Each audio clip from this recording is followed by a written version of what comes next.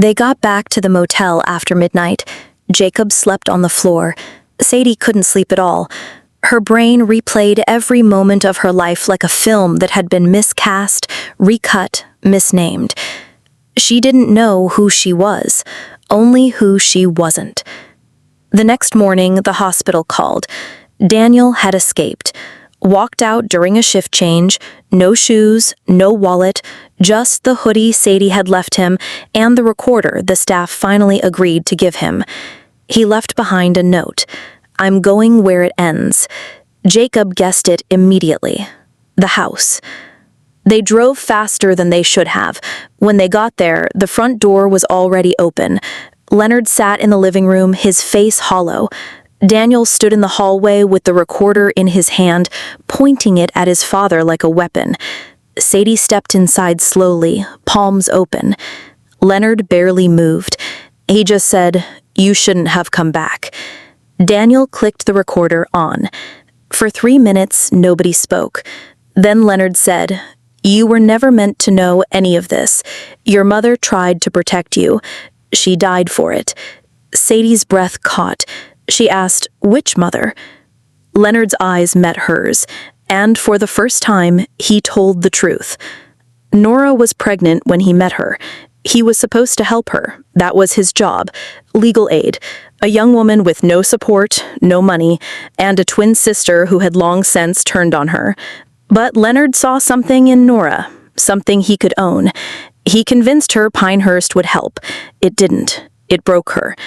And when she started to recover, she remembered who she was, remembered Sadie, remembered what she wanted. She tried to leave. He didn't let her. He said, "I buried Nora. June stepped in. She always loved me, even after everything." Sadie's breath, something broke inside her. He was admitting it, not with pride, not with sorrow, just with fatigue, like a man too old to keep lying. Daniel lowered the recorder. Jacob walked out of the room. Sadie stared at her father, the man who raised her, who braided her hair before recitals, who built her a treehouse with a plaque that said Princess S. None of that mattered now. None of it was real. She turned and left. Daniel followed. They never saw Leonard again. The next day he was gone.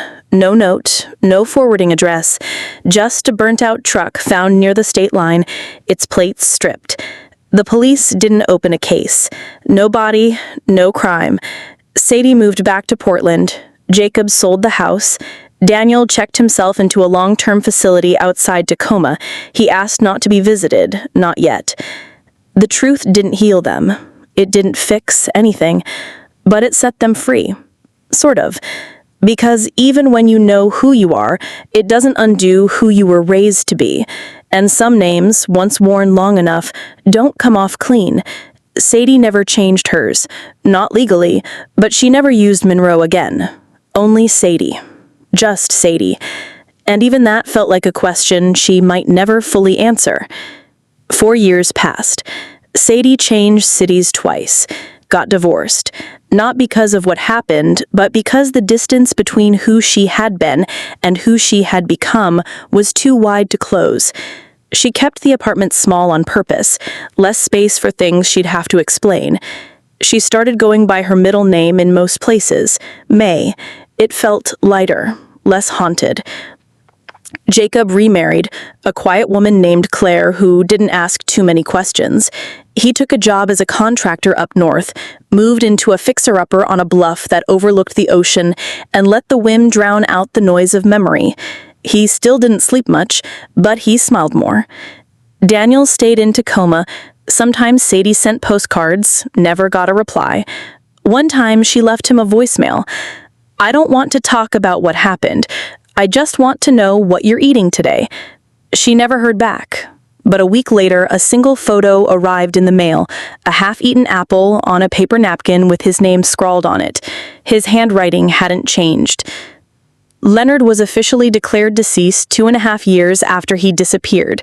No one claimed his name. The insurance money sat in limbo. The house had been sold. Everything had been stripped, burned, or boxed. But one file had slipped through. Sadie found it in a forgotten drawer while cleaning out a storage unit she'd nearly stopped paying for. A thin brown folder labeled JM. Inside, there were court notes from 1985, a statement from June Miller about a man who had manipulated her sister, a signature from Leonard contradicting her on every page, and a letter, unsent, written in shaky blue pen on faded paper. It said, "I never meant for any of this. She loved you, not him. He told her you died. I kept the lie alive because I didn't know how to fix it. But you weren't meant to be a secret. You were meant to be free."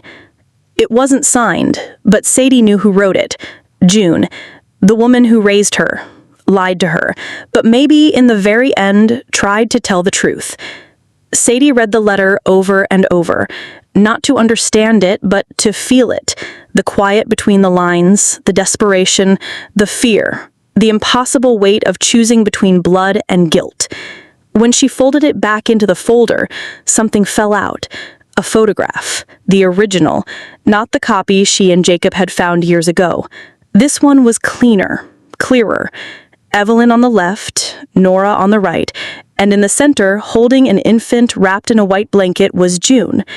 Sadie didn't remember the moment the photo was taken, but her face was there. Her eyes were closed, her tiny hand clenched, and they were all smiling, as if for just that one moment they weren't fractured by time or lies or the man who tried to own them. Just three sisters and a child. Sadie stared at it for a long time. Then she drove out to Lake Crescent, alone. The road was the same, the trees older, the air colder, but the silence still knew her name. She didn't go to the ruins, she went to the water, the place where the truth surfaced, the place where it all began. She stood at the edge until the wind cut through her coat and the light began to fade. Then she opened her bag, took out the photo, and slipped it into the water. Watched it float for a moment, then curl at the edges, then sink. She didn't cry. She didn't smile. She just stood there, still and quiet, letting the past go. Or maybe letting it stay. The sun dipped below the trees. A single ripple moved across the surface. Sadie turned, walked away, and didn't look back.